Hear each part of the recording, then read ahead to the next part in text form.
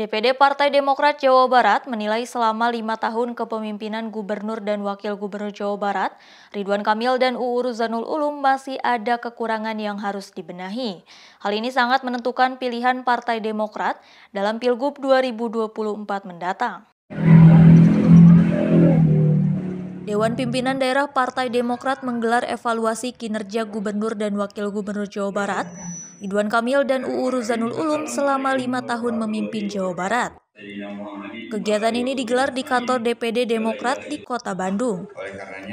Berdasarkan hasil rapat evaluasi ini, Partai Demokrat menilai meski diakui telah banyak keberhasilan dari kepemimpinan Ridwan Kamil dan UU Ruzanul Ulum, namun masih banyak juga kekurangan yang harus dibenahi di era kepemimpinan Gubernur dan Wakil Gubernur Jawa Barat yang akan datang.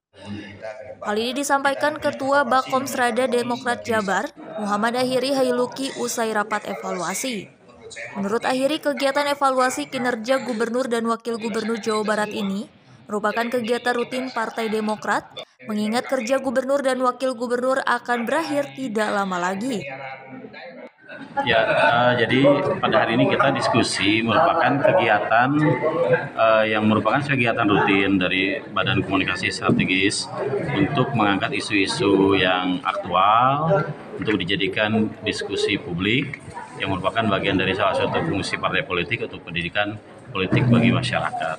Pada hari ini kita mengambil tema tentang evaluasi kinerja Gubernur dan Wagub karena memang bulan Juni ini 5 tahun yang lalu pelaksanaan Pilgub Jabar dan sebentar lagi juga akan berakhir masa jabatan Gubernur dan Wagub, sehingga kita melaksanakan diskusi untuk mengevaluasi kinerja Wagub dan Wakil Gubernur.